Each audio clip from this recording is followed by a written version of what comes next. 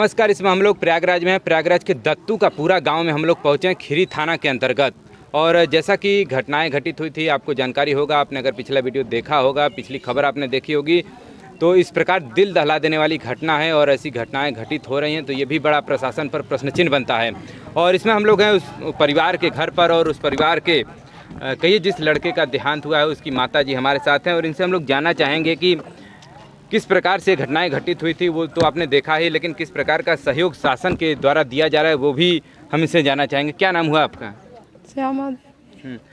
जिस प्रकार से घटनाएं घटित हुई हैं, सभी लोग, पूरा देश आहत है, और किस प्रकार से सरकार का सहयोग आपको किस प्रकार से मिल रहा है? सरकार का पर अब सहयोग मिला नहीं है। अब हमारे बेटों को मर्डर भाई मुसलमान ने मार दिया है, तो हम चाहते हैं कि उसका घर भी गिर जाए और उसका सब का पार्टी भंग हो जाए और उसको फांसी हो। बस हमारे यही नहीं है जी। हाँ। यही मांग है। देखिए, परिवार के माताजी हैं, और जिस लड़के का देहांत हुआ था कि न किसी से झगड़ा, न लड़ाई, न कुछ करता था।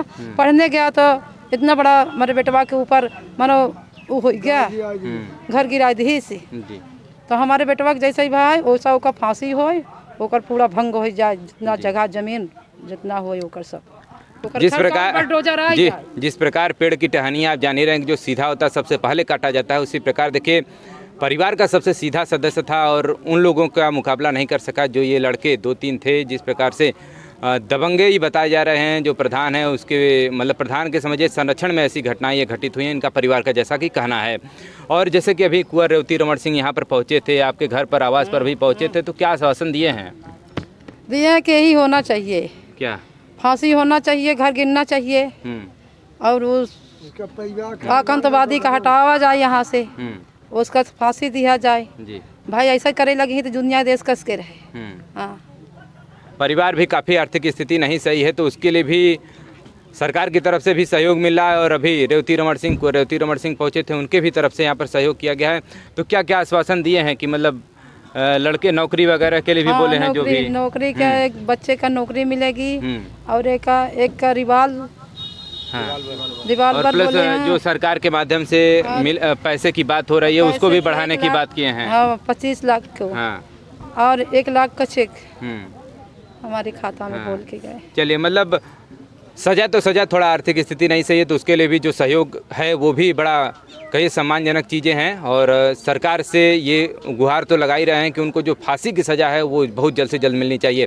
घर पर बुलडोज़र चलना चाहिए। घर पर बुलडोज़र तभी चलेगा जब चीज़ें अवैध रहेंगी, यानी कि जब घर अवैध बना रहेगा तभी तो बुलडोज़र चलेगा। बताया जा रहा है कि लगभग 7-8 जगह उनके घर यहाँ पर बने हुए हैं। हाँ, उनका सगले उले हैं, माना जाना है, वो प्रधान है और सब कुछ है उनके पास, सब कुछ है, तभी वो इतना दमंगाई से मारे हैं। दिन 3 बजे न उनके घर में इंक्वायरी सब कुछ हो। चलिए, जैसा कि आप इसके पहले हमारे साथी आए थे तो आपने कहा था कि मतलब हमको लगा कि केवल लड़के को मारे हैं, हमें नहीं पता था कि मतलब इतना मार दिए हैं कि मतलब मर गया है। नहीं मारे हैं, खूब मारे हैं, तो मुसलमान मारे हैं, तब उन्हों को भाई फांसी हो जिससे मारे हैं। पता का है नहीं बा, हमका मारी नहीं, मुसलमान उनके दरवाजे मारा जाता वहाँ हमको पता नहीं बा। नहीं, जैसे जब वो कॉलेज से निकले तो उसके बाद जब ये घटनाएं घटी तो आपको कौन सूचना दिया? मेरी बेटी और मेरे बेटा दी है और मेरे गांव देश के सदस्य जितने रहे सब दौड़ क्या बोले आकर? आए कि सत्यम मार गया तो हम सोचे जीता होगा। तो फिर बाद में जो रोते रोते जब जाते थे तो वहाँ पता चली मार डाले हैं, जान से खत्म हो गया, मिट्टी भी नहीं पान।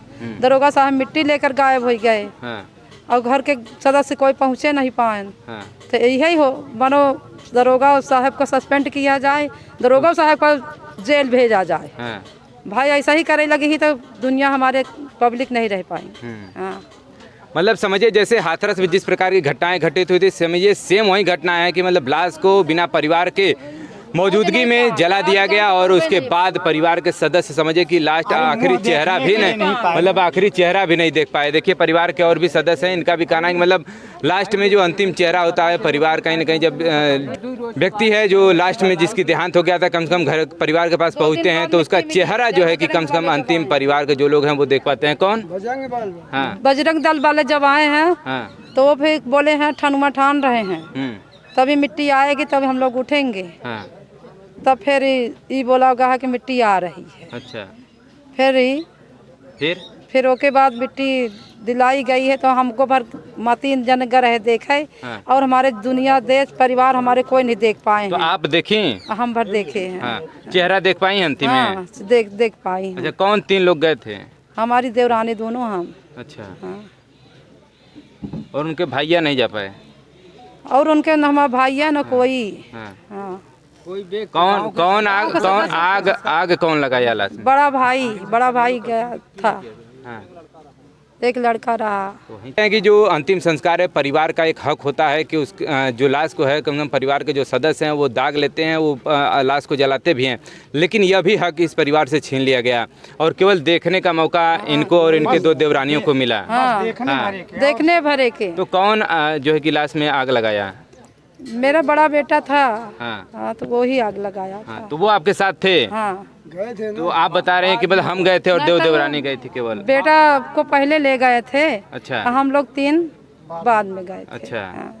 मतलब केवल इतने लोग वहाँ पर मौजूद थे, गांव का और कोई सदस्य नहीं था? सदस्य नहीं ना, घर का भाई लोग देखे ना, भाभी लोग देखे हैं ना, और क्यों देखे वहाँ हमारा पूरा क्या समय था? रात का समय था कि कब का समय था वो? रात का समय था। क्या समय हो रहा था? 6-7 बजे मिट्टी मिली है, 10-11 बजे 12 बजे लाश जलाई है। 10 बजे लाश जलाई गई। अच्छा, चलिए, बड़े परिवार के बड़े भाई हैं, उन्होंने दाग लिया है और उनको और ये इनकी माताजी और इनकी 2 देवरानी, इतने लोग उपस्थित थे जो अंतिम संस्कार हुआ उस समय। बाकी और परिवार के और कोई सदस्य नहीं और गांव का भी कोई सदस्य नहीं जा पाया। आप जान ही रहे हैं कि गांव के सभी लोग, जब ऐसी कोई घटनाएं होती है तो पूरा गांव के सभी लोग जो है कि कम से कम एक लोग तो घाट के किनारे पहुँचते हैं अंतिम संस्कार के लिए। फिलहाल मैं प्रयागराज से प्रवीण, खबर देखने के लिए बहुत बहुत धन्यवाद।